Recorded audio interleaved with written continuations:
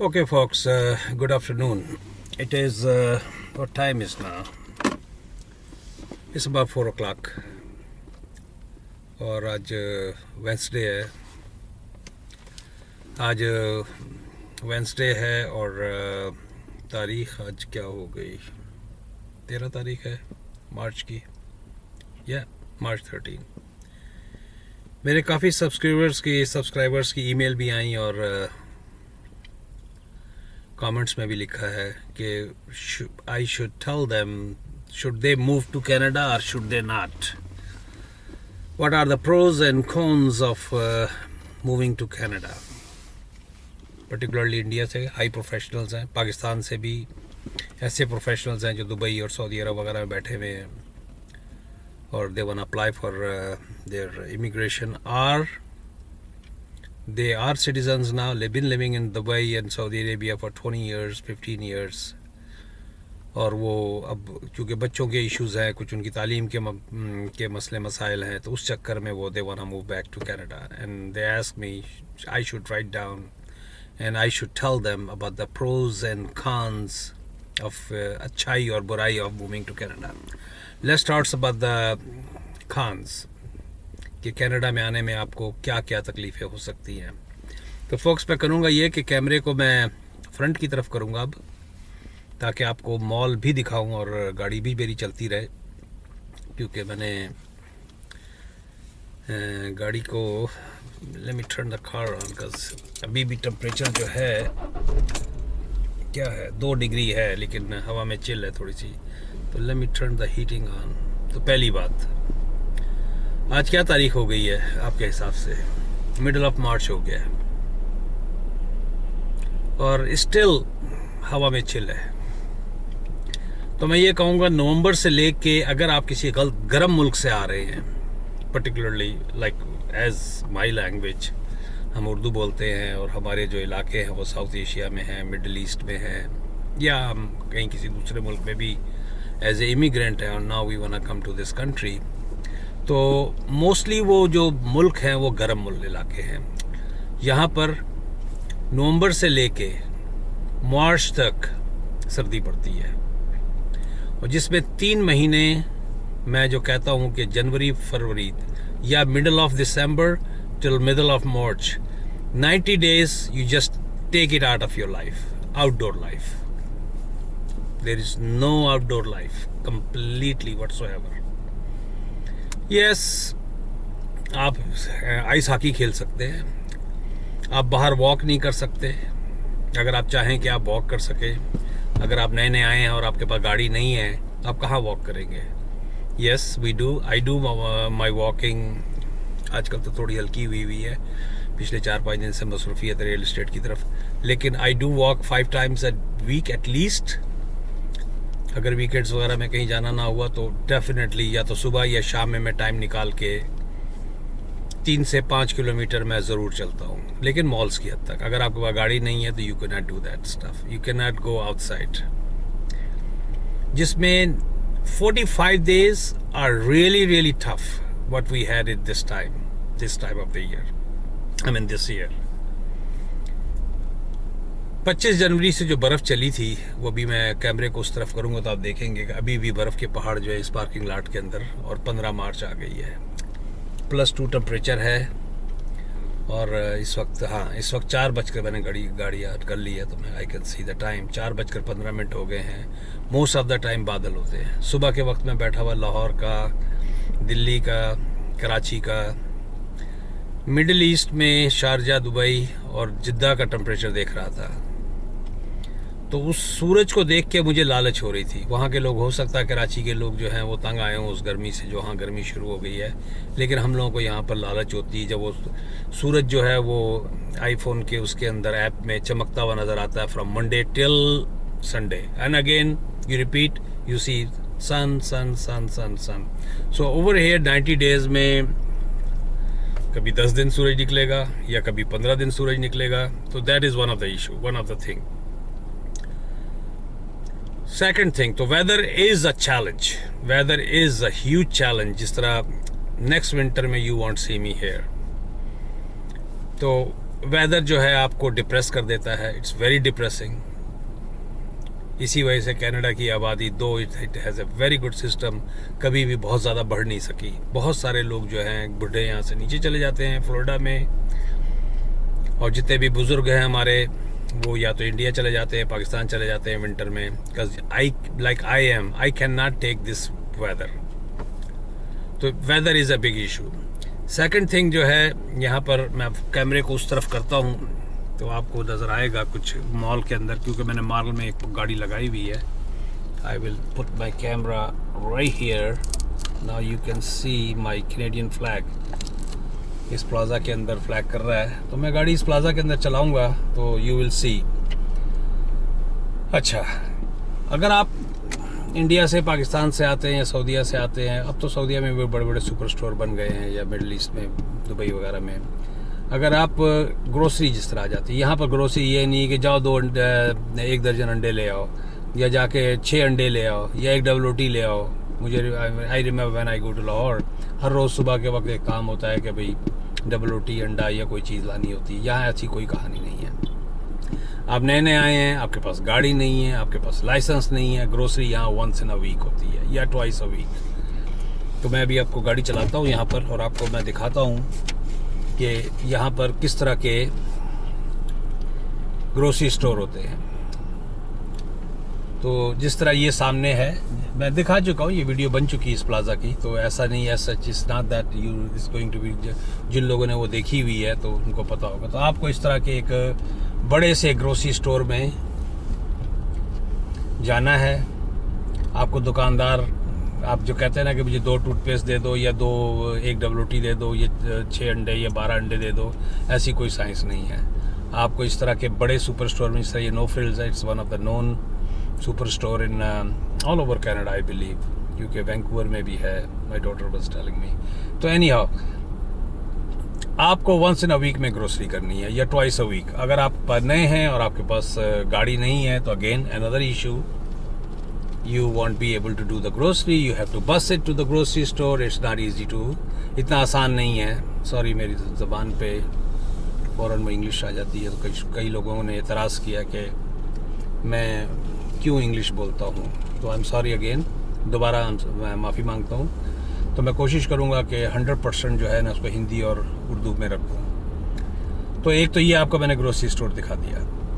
तो आपको यहाँ से शॉपिंग करनी है। इस तरह के फूड बेसिक होगा, प्राइस चॉपर होगा, प्राइस चॉपर ख़त्म हो गया, फ्रेश को है शायद, यस फ्रेश को है, फूड बेसिक है, नो फ्रिल्स है, और क्या है, फोर्टिनोज है, और बेतहाशा है। ये आप तो वॉलमार्ट ने भी ग्रोसरी कैरी करनी शुरू कर दी है। तो मेरा ख्याल ये फ्लैग के पास रहते हैं इस तरह करके। Looks nice, I like this flag, the colour and all that texture. Any how, तो ग्रोसरी एक इशू बन जाता है। तीसरी चीज़ जो है, मैं कैनेडियंस के बारे में आपको बताता हूँ, they are very private people. हमारे मुल्क में होता है, अगर मैं देखा है कि रोड पे भी लड़ाई हो जाती है, मार्केट में भी लड़ाई हो जाती है, ज़रा सा धक्का लग जाता है तो माँ बहन शुरू हो जाती है। यहाँ पर सॉरी का लफ्ज़ बहुत अच्छा इस्तेमाल होता है। और Canadians are very very private, very very private. If they like you, अगर वो आपको पसंद करते हैं तो वो यकीनन कहेंगे, और अगर आपको पसंद नहीं करते किसी वजह से भी, मैं ये नहीं कहूँगा यहाँ रेसिज्म है, मैं यूट्यूब के ऊपर ऐसी कोई बात नहीं कहूँगा, ना मुझे कहनी चाहिए, लेकिन अगर वो आपको पसंद नहीं करते हैं तो वो आपके मुंह पे नहीं कहेंगे। अगर आपका रेस्टोरेंट और आपका फूड अगर पसंद नहीं आया उसको, तो हम लोग तो जाके माँ बहन शुरू कर देते हैं ना काउंटर पे जाके, और मैंने की देता ही।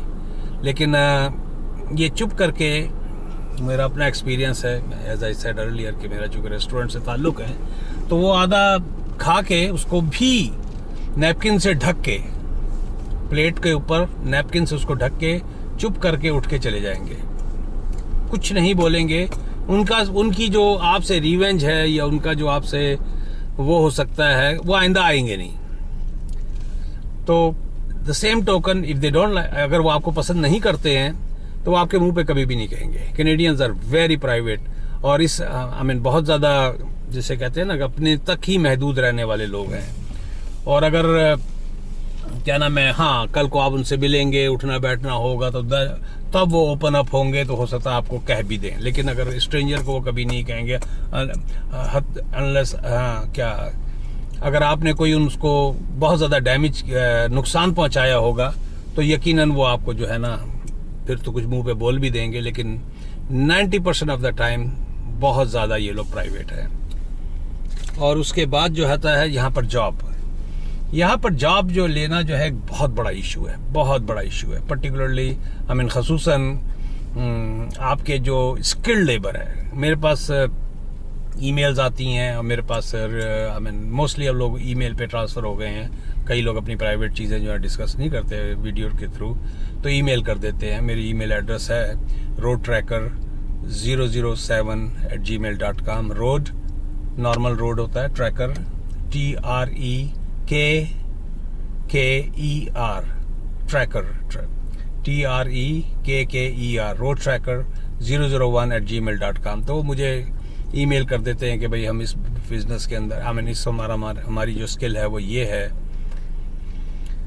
और हम आना चाहते हैं, तो शुड वी कम, और क्या हमारे चांसेस हैं। हम 45 क्रॉस कर चुके हैं, क्योंकि इमिग्रेशन में वैसे भी आपके 45 पॉइंट्स, 45 की एज के बाद आपके पॉइंट्स वैसे ही एज की वजह से कम हो जाते हैं। तो अगर आप स्किल्ड हैं और आप स्पॉन्सरशिप पे आ रहे हैं, तो ये तो भूल जाएं कि आप अपने प्रोफेशन में यहाँ पर कुछ तीर मार पाएंगे या कुछ कर पाएंगे। तो job is a big issue. मैंने यहाँ पर डॉक्टर्स को पिज़्ज़ा डिलीवरी फैक्ट्रियों में काम करते देखा है, तो आपको जॉब का बहुत बड़ा इशू होगा, अनलेस बजाय इसके कि आप जो है ना तैयार हों कि आप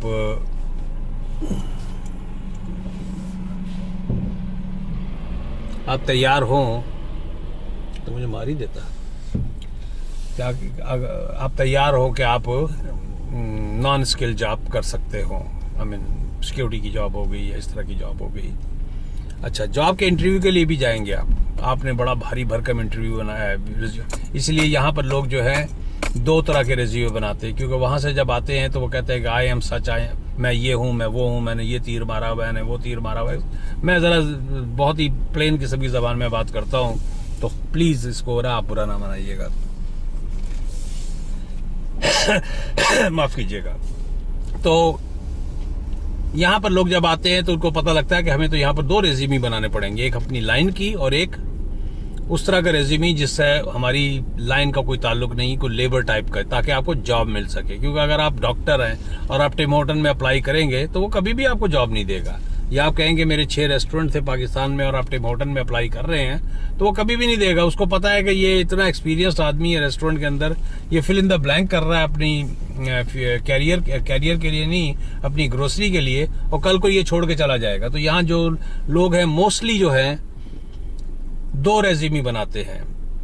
तो जॉब लेना जो है स्किल्ड लोगों के लिए एक बहुत बड़ा इशू है, बहुत बड़ा इशू है। एक तो ये बात हो गई, तो इसलिए जो है ना स्किल्ड लेबर जो है, क्योंकि मैं कुछ डॉक्टर्स को जानता हूँ, उन्होंने फिर यहाँ पर आकर अल्ट्रासाउंड के कोर्सेज वगैरह कर लिए और किसी तरीके से वो अपने लाइफ को पुल ऑन करना है आपको, क्योंकि रात में आई मीन मंथ एंड पे आपको अपने बेसमेंट का किराया भी देना है। मकान is a big issue here, big issue in the census. आज मैं, क्योंकि वीडियो बहुत बड़ी हो जाएगी, 13 मिनट ऑलरेडी हो गए, मुझे टू द पॉइंट मैं कभी बात नहीं कर पाता, बात बहुत लंबी हो जाती है। एनी हाउ, माफ़ कीजिएगा मुझे। तो एकोमोडेशन जो है ना यहाँ पर बहुत मुश्किल है, मुश्किल इस सेंस में है बेसमेंट्स, क्योंकि अगर आप आ रहे हैं फैमिली के साथ आ रहे हैं और आपके 2 बच्चे भी हैं, जैसे ही 3 बच्चे हुए अब आपको 3 कमरों में जाना पड़ेगा। आज जिस तरह मैं एक क्लाइंट के साथ इस वक्त मैं कर रहा हूँ, हैंडल कर रहा हूँ, मैंने कम से कम 16 प्रॉपर्टीज़ में कॉल किया, 3 बच्चों की वजह से नहीं दे रहे। बहुत सारों ने इस तरह बना किया कि फैमिली ऑफ 5 नीड 3 रूम्स। तो आप ये सोच के आए कि जी हम तो क्या नाम है 2 कमरों में किस तरीके से गुजारा कर लेंगे, 2 लड़के 1 लड़की हैं, तो 2 लड़के एक कमरे में रह जाएंगे, लड़की या तो बाहर सो जाएगी या लड़की अंदर सो जाएगी, तो 2 लड़के जो है लिविंग रूम में सो जाएंगे। यहाँ पर आपको मुश्किल होती है। प्लस 3 कमरों के लिए फिर आप मुझे should I take the call और should I decline it? Let me decline. sorry boss, let me message it, I'll call him later. Can I call you later? That's a good thing in iPhone. अच्छा, तो मकान लेना जो है ना, यहाँ पर एक इशू है। आपको इतनी आसानी से मकान नहीं मिलेगा। आप ज़िद्दी हैं, आप फिर भी आना चाहते हैं, मुझे कोई तकलीफ नहीं है। तो मैंने आपको बता दिया कि यहाँ के जॉब के इश्यूज़, यहाँ के वेदर का इश्यूज़, यहाँ की ग्रोसरी का इश्यूज़, यहाँ की ट्रांसपोर्टेशन का इशू। अब जो लास्ट चीज़ आती है, जो which is very very annoying here, which is what is this cost of living. Pakistan का इस वक्त 105 पे चल रहा है रेट, इंडिया का चल रहा है around hovering around 50 to 55, I don't know exactly what's the rate today. और बांग्लादेश का जो है इन बिटवीन है पाकिस्तान एंड इंडिया के। Cost of living is very high. मैंने पिछली भी वीडियो में A1 कैश एंड कैरी पे जाते हुए शायद डिस्कस किया था। Grocery is very expensive. America में जो तेल आपको मिल जाता है $2 में गैलन, यहाँ पर क्या प्राइस है? सामने ही gas station. I can show you, let me show you the price of gas right from here, if I possibly I can. ये एसओ गैस स्टेशन सामने है। आपको यहाँ से गैस का मैं रेट दिखा देता हूँ। ये आपको क्या नाम है, $7, शायद आपको नज़र नहीं आएगा, $7 का रेट चल रहा है एसओ गैस स्टेशन पे। मुझे आपको नहीं नज़र आ रहा, लेकिन मुझे नज़र आ रहा है। तो एक तो ये सबसे बड़ा इशू है यहाँ पर, cost of living is very high. So you have to think before you come, क्योंकि मिनिमम जो है रहने के लिए आपको क्या नाम है, मेरे हिसाब से $3000 चाहिए। मियाँ बीवी, 2 या 3 बच्चे, इससे कम में आपका गुजारा नहीं होगा। अच्छा, अब आप आते हैं, अब यहाँ पर जो मिनिमम वेज चल रहा है ओंटारियो के अंदर, मुझे रेस्ट ऑफ द प्रोविंसेस का नहीं पता है, you can Google it, $14 per hour चल रहा है। $14 कहने को ओ भाजी ये तो 1400 रुपये बन गए, 1400 रुपये बन गए उत्थे दे लाहौर दे। लेकिन यहाँ के नहीं बने, यहाँ के नहीं बने। यहाँ पर $14 में अगर आप कुछ लेने, अंडा डबल रोटी और वो लेने जाते हैं, $4 दर्जन के हिसाब से इस वक्त अंडा है, $2 से $3 की आपकी डबल रोटी हो गई, समझ गए। दूध का एक पैक जो है आपका आया, अल्लाह आपका भला करे, और ठीक है आप उसी दिन उस नाश्ते में उसको ख़त्म नहीं कर देंगे, it will stay with you few days और 3 days और 4 days। तो $14 में आपको क्या नाम है इस तरह की चीज़ें मिलेंगी। I mean it's very expensive. आपकी गैस इज़ वेरी एक्सपेंसिव, आपकी अकोमोडेशन इज़ वेरी एक्सपेंसिव, आपकी ग्रोसरी इज़ वेरी एक्सपेंसिव। क्योंकि इससे पहले $11 की, क्या $11 $10.75 या $11 के करीब था मिनिमम वेज। ये जो हमारी अभी जो गई हैं उनको बाद में शायद निकाल दिया गया था, जो प्रीमियर थी ओंटारियो की। जस्ट उन्होंने वही जो हमारे पॉलिटिशियंस उधर करते हैं, उन्होंने एक ब्लाइंड शॉट खेला था कि मैं अगर बढ़ा दूंगी तो मुझे जो है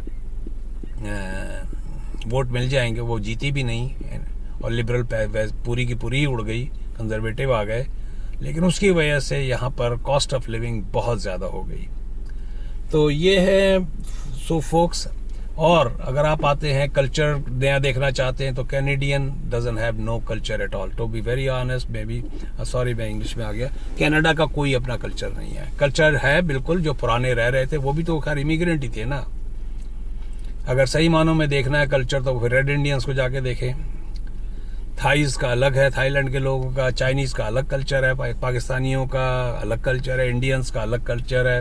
नॉन वेज और वेज का चक्कर आ जाता है। खाने की हद तक बात कर रहा हूँ। लिविंग चलें, ड्रेसिंग, पहनावा और घर के अंदर एक ही स्टाइल है। ऑब्वियसली पूजा पाठ डिफरेंट होती है दोनों की, वो मुसलमान या हिंदू या वहाँ से मुसलमान, लेकिन एक वाज़ेह फ़र्क पता लग जाता है।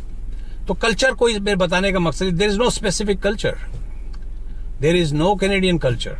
यूरोप में आपको मिलेगा, यूक्रेन जाएंगे आप, जॉर्जिया जाएंगे, रूस जाएंगे, रशिया जाएंगे, चाइना जाएंगे। I was impressed the culture when I went there and मैं घंटों उनकी गलियों में चलता था और देखता था उनका कल्चर। डिपेंड करता है कि अगर आपका इसके अंदर इंटरेस्ट है। तो कैनेडियंस हैव नो कल्चर। तो आज मैंने जो वीडियो बनाई है, कल मैं बेबी बोनस या जो चाइल्ड बेनिफिट्स वगैरह मिलते हैं उसके ऊपर बनाऊंगा। थोड़ी सी मैं स्टडी कर लूँ, क्योंकि मेरे पास काफ़ी क्वेश्चंस आ रहे हैं कि यहाँ कितना चाइल्ड बेनिफिट मिल जाता है। और गवर्नमेंट की तरफ से, क्योंकि 2 तरह की फंडिंग होती है जब आपके बच्चे होते हैं, 2 या 3 बच्चे होते हैं अंडर 18, तो फेडरली आपको हेल्प मिलती है। That is a big that's why it's called child tax bonus या चाइल्ड बेनिफिट वगैरह जो कुछ भी कहलाता है। तो वो एक बहुत बड़ी हेल्प होती है। अगर आप मिनिमम वेज पे हैं तो आपको चाइल्ड बेनिफिट्स इस तरह के मिल जाते हैं, तो जिनकी बुनियाद पे आपका कोई सर्वाइवल किसी ना किसी तरीके से हो जाता है। तो एनी हाउ फोक्स, मिलते हैं एक ब्रेक के बाद। मैं ये 20 मिनट की वीडियो हो चुकी है, बहुत लंबी हो गई है। कुछ लोगों का ये भी इतराज़ होता है कि मेरी वीडियो क्यों इतनी लंबी होती है। तो आज मैं कैनेडियन टायर की लोड करूंगा। इससे पहले मैंने A1 कैशल कैरी की थी, कैनेडियन टायर की रेडी टू गो है। और क्या बात करनी थी। तो चले फोक्स, मिलते हैं एक ब्रेक के बाद। Please subscribe my videos. और अब मैं मोस्टली जो है बनाऊंगा अबाउट द लाइफ स्टाइल, यहाँ के लाइफ इन कनाडा के नाम से। तो ओके, लाइक कीजिए, शेयर कीजिए, हो सके तो अपने व्हाट्सएप वगैरह पे डाल दें। जो लोग आना चाह रहे हैं कनाडा में, उनको पता लग जाए कि किन किन चीज़ों से उनको वास्ता यहाँ पर पड़ सकता है।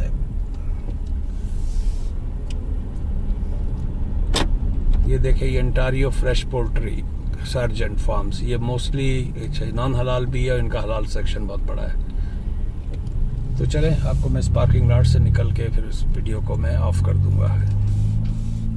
तो चाहूँ तो कंटिन्यू भी रख सकता हूँ, यहाँ तक देखिएगा, नहीं तो उसके बाद आप बंद कर दीजिएगा।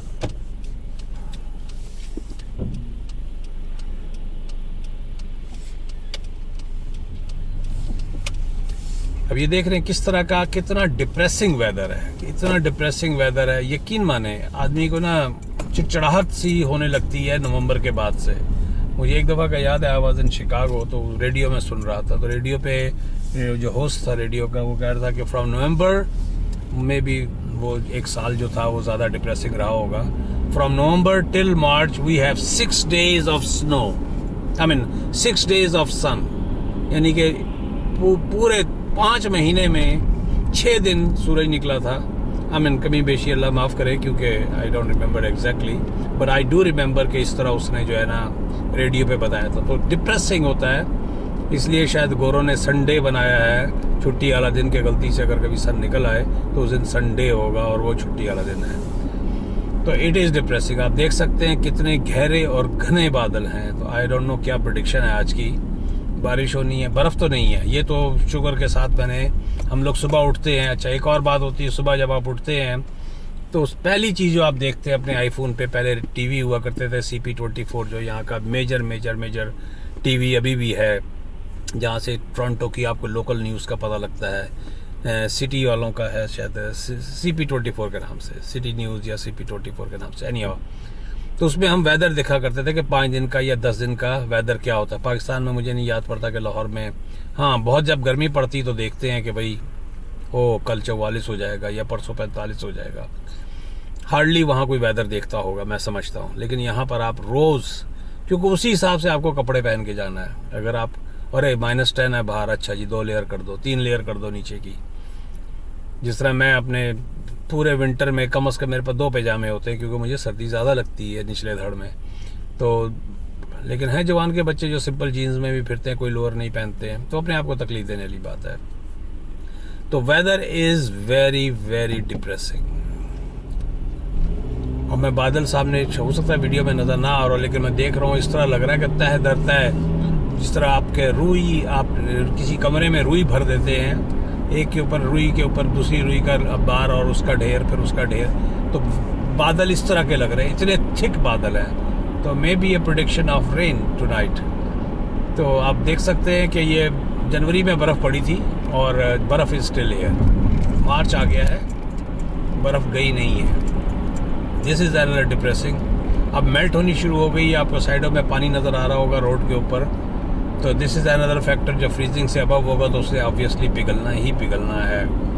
एक और यहाँ पे जो तकलीफ़ होती है, अगर आप बेसमेंट में रह रहे हो और आ जाते हैं, तो आने से पहले ये मेक श्योर करें, लैंडलॉर्ड से पूछें कि भाई जी सर्दियों में यहाँ पर क्या नाम है पानी तो नहीं आएगा, क्योंकि अभी 10 या 11 थर्सडे को शायद टेम्परेचर 10 या 11 हो रहा, और ये सारी बर्फ़ पिघलेगी और इसको पिघलना चाहिए 10-11 2 दिन लगातार होगा, तो उसमें फिर बेसमेंट्स में फ्लड हो जाता है। दैट इज़ वेरी अलार्मिंग, क्योंकि अभी 2 वीक पहले मेरे एक जानने वाले के घर में पानी आना शुरू हो गया था। वेदर थोड़ा सा माइल्ड हुआ था और साइड से पानी आना शुरू हो गया था। तो okay folks, I am back in my neighbourhood. तो as I said earlier, please subscribe my videos, like करें, शेयर करें, और किसी को कोई भी हेल्प चाहिए हो तो मेरे पास क्या नाम है, मालूमात की हद तक आई डोंट माइंड। इसीलिए मैं फ़ोन नंबर नहीं देता कि मैं किस पोजीशन में हूँ, क्या कर रहा हूँ, तो मैं ईमेल एड्रेस देता हूँ, मुझे आप ईमेल करें roadtracker001@gmail.com। और अब मैं हर अपनी वीडियो के नीचे भी अपना ईमेल एड्रेस डाल दिया करूँगा, तो मैं जब भी फालतू टाइम हुआ, मेरे पर फारिग टाइम हुआ, तो मैं जो है ना उसका जवाब दे सकता हूँ ईजिली।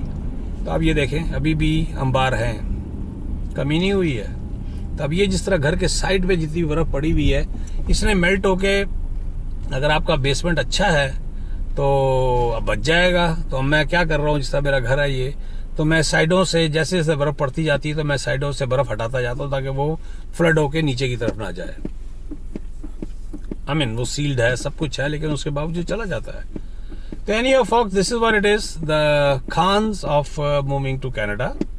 जो बुराइयां हैं, लेकिन तमाम बातों पे एक बात मैं अभी भी कहता हूँ, कनाडा जन्नत नज़ीर है। ये सारी तकलीफ़ें जो होती हैं, शुरू में कल एक साहब से बात हो रही थी, मैंने कहा जब बच्चा पैदा होता है तो वो फ़ौरन सीढ़ी पे नहीं चढ़ता है, लेकिन 3 साल बाद, 4 साल बाद वो सीढ़ियों पे, या 5 साल बाद या 6 साल चढ़ना शुरू हो जाता है। तो new immigrant is just like a baby, it takes time to settle, it takes 3 years, you get settle in this country, then you will love it. Okay folks, मिलते हैं एक ब्रेक के बाद।